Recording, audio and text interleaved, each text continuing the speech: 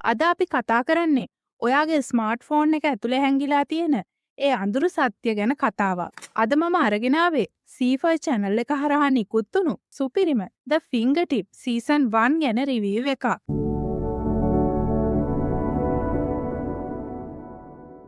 පස්වෙනි එපිසෝඩ් එකේ නම Vengeance. ඒකේ තේරුම පලිගැනීම. එපිසෝඩ් එක පටන් ගනිද්දිම අපිට පෙන්වන්නේ තරුණ පිරිමි කෙනෙක් පොඩි ගැහැණු ළමයෙක් චිත්‍රයක් අඳින දිහා බලාගෙන ඉන්න දර්ශනයකින්.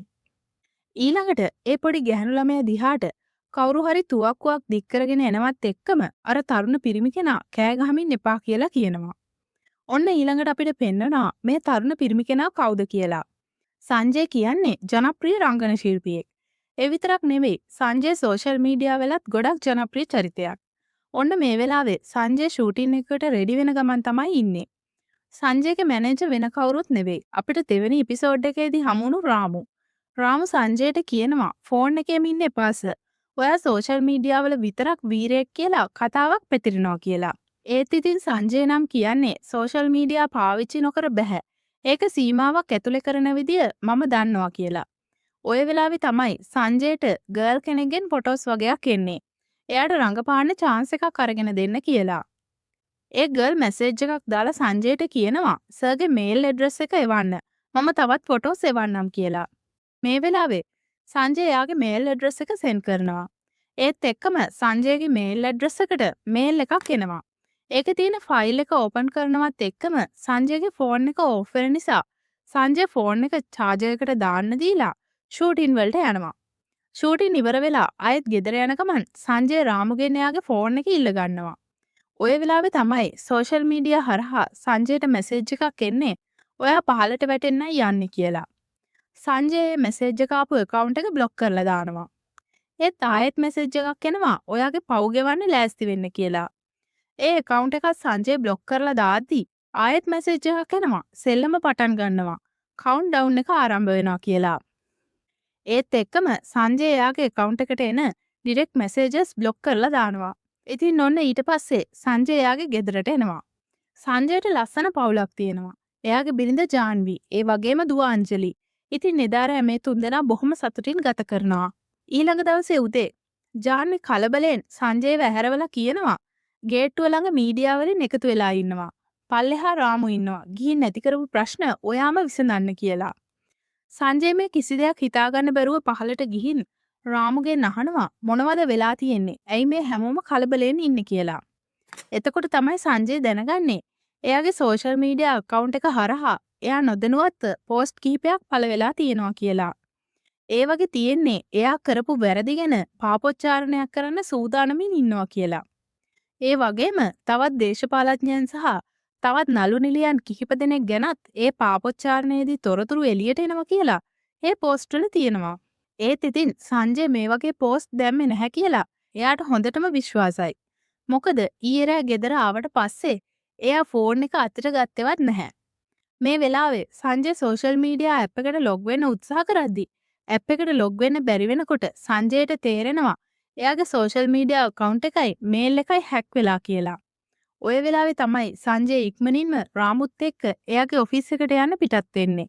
ඒත් එක්කම සංජය රාමුට කියනවා ඩීජී චන්ද්‍රමෝහන්ට මගේ ඔෆිස් එකට එන්න කියලා පණිවිඩයක් යවන්න. ඉක්මනින්ම එන්න කියලාත් කියන්න කියලා. ඊළඟට අපිට පෙන්වන්නේ සංජයගේ කාර්යාලයේදී වෙන සිද්ධියක්. සංජයව හමු වෙන්න ඩීජී චන්ද්‍රමෝහන් ඇවිල්ලා ඉන්නවා. එයා කියනවා හැක් කරපු කෙනාව හොයාගන්න පුළුවන්. හැබැයි අඩුම පැය 24ක්වත් යනවා කියලා.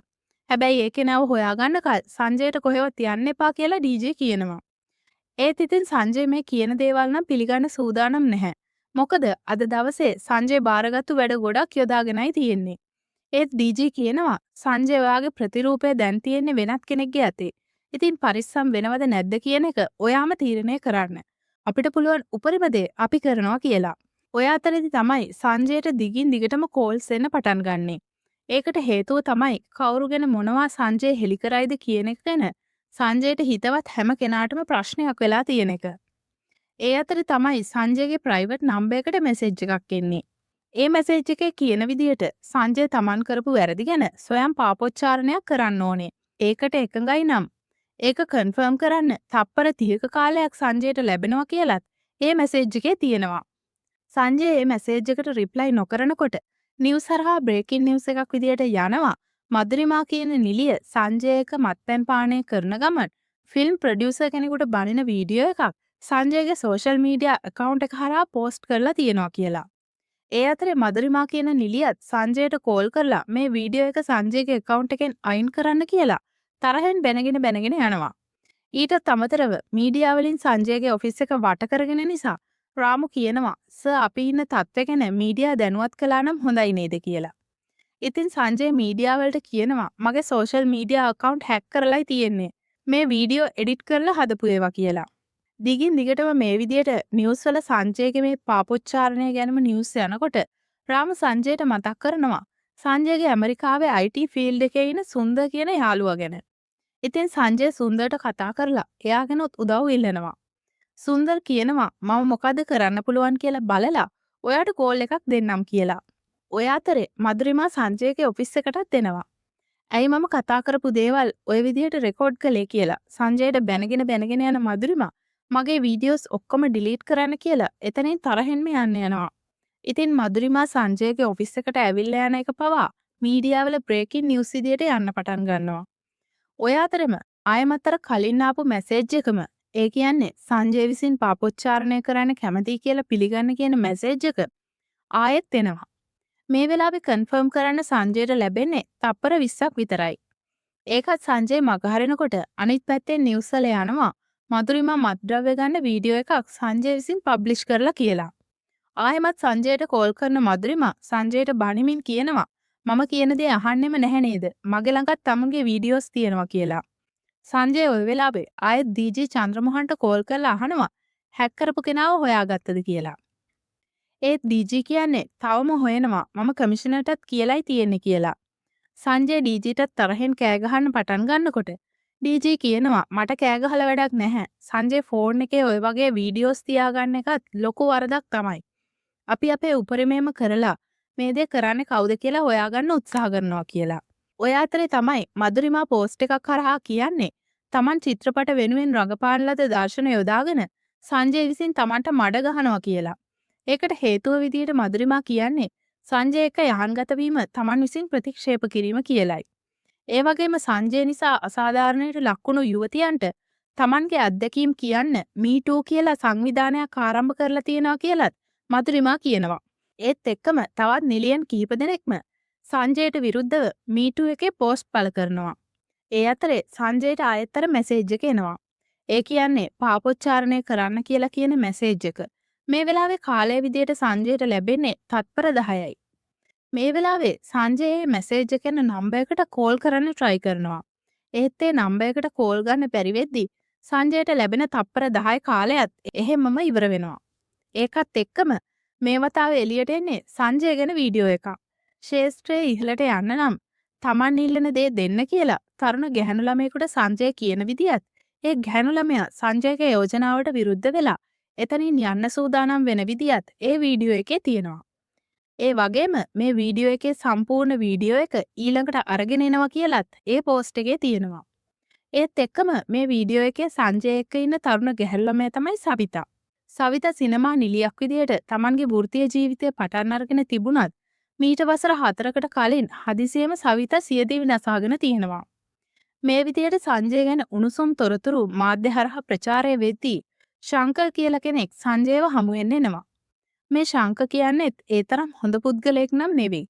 ශංකර් සංජයට කියනවා ඔයාගේ ෆෝන් එක හැක් කරපු කෙනා කියපු දේවල් පුළුවන් තරම් ඉක්මනින් කරලා මේ ප්‍රශ්නේ ඉවර කරන්න කියලා. සංජය ඒකට අදිමදි කරනකොට ශංකර් සංජයට වීඩියෝ කෝල් එකක් අරගෙන දෙනවා. මේ වෙද්දී ශංකර්ගේ මිනිස්සු කිහිප දෙනෙක් සංජයගේ ගෙදරට ගිහින් ඉන්නේ. සංජයගේ දුව අංජලිගේ අතේ මේ වෙද්දී පිස්ටල් එකක් තියෙනවා. ශංකර් සංජයට මේ විදියට තර්ජනය කරලා කියනවා මම සම්බන්ධව කිසිම දෙයක් ලීක් වෙන්න බෑ. මම මෙතනින් ගියාට පස්සේ ශංකර් කියලා කෙනෙක් ඔයා දන්නේවත් නැති වෙන්න ඕනේ කියලා. ඉතින් ওই වෙලාවේ තමයි ආයෙමත් අර දිගින් දිගටම එන මැසේජ් එක එන්නේ. දැන් මේකේ කාලය විදියට සංජයට දීලා තියෙන්නේ තත්පර 5ක් විතරයි.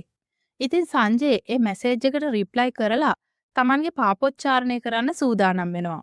මේ විදියට සංජය සෝෂල් මීඩියා ලයිව් එකක් හරහා තමන් කරපු වැරදි පාපොච්චාරණය කරනවා. තමන්ගේ ප්‍රසිද්ධිය සහ බලය අයිති විදියට පාවිච්චි කරලා කාන්තාවන් කිහිප දෙනෙකුගෙන්ම අයිති ප්‍රයෝජන ගත්තා කියලා සංජය පිළිගන්නවා. ඊළඟට සංජයට මැසේජ් එකක් එනවා ගේම් ඕවර් කියලා. ඒත් එක්කම සංජය සවිතව අපයෝජනය කරන සම්පූර්ණ වීඩියෝ එකත් පෝස්ට් වෙනවා. මේ සිද්ධියත් එක්ක සංජයට බාර දීලා තියෙන වැඩ ඔක්කොම කැන්සල් වෙන්න පටන් ගන්නවා. ඉතින් හැමදේම නැති වෙලා සංජය ගෙදර එද්දි ජාන්වි අංජලිත් අරගෙන ගෙදරින් යන්න යනවා. අවසානයේදී සංජයව පොලිසියෙන් අත්අඩංගුවට ගන්නවා. ඒකට හේතුව තමයි ලිංගික හිංසනය නිසා සවිතාගේ මරණයට හේතුවක් වීම. ඒත් එක්කම සංජයට ඉන්දිය සිනමාව ජීවිතාන්තය දක්වා තහනම් කරනවා. ඉතින් මේ සිද්ධියත් නිවුස් වල යන විදිය ලැප් එකකින් බලාගෙන ඉඳලා තරුණයෙක්ගේ නිවුස් එක ක්ලෝස් කරන විදිය අවසාන වශයෙන් අපිට පෙන්වනවා. ඒ ලැප්ටොප් එකේ වෝල්පේපර් එකේ තියෙන්නේ සවිතාගේ ෆොටෝ එකක්. ඉතින් අන්තිමට පෙන්වන මේ දර්ශනයත් එක්ක අපිට පැහැදිලි වෙනවා සවිතාගේ මරණය වෙනුවෙන් පලිගන්න තමයි කවුරු නමුත් සංජයට මේ දේවල් කරලා තියෙන්නේ කියන එක. ඔන්න ඔය විදියට ද ෆින්ගර්ටිප් 5 වෙනි එපිසෝඩ් එකත් අවසාන වෙද්දී එපිසෝඩ් 5කින් සම්පූර්ණ වුණ ද ෆින්ගර්ටිප් සීසන් 1 එක මේ විදියට අවසාන වෙනවා. සෝෂල් මීඩියා එක නිතර ගනුදෙනු කරන අය විදියට අපිටත් මේ කතා මාලාවෙන් ලොකු පාඩමක් ගන්න තියෙනවා කියලා මට නම් පෞද්ගලිකව හිතෙනවා. ඉතින් ඔයාටත් මේ කතා මාලාව ගැන හිතන දේ කමෙන්ට් එකක් දාගෙන යන්නත් අමතක කරන්න එපා. මේ වගේ මූවි සහ සීරීස් වල රිවිව්ස් දිගටම බලන්න කැමති නම් අපේ channel එක subscribe කරලා තියාගන්න කියලා ආදරෙන් මතක් කරනවා. වීඩියෝ එක අවසාන වෙනකල් බැලුවා නම් like එකක් දාලා යන්නත් අමතක කරන්න එපා. ඒක අපිට ලොකු ශක්තියක්. එහෙනම් අදට ගිහින් එන්නම්. හැමෝටම සුබ දවසක්.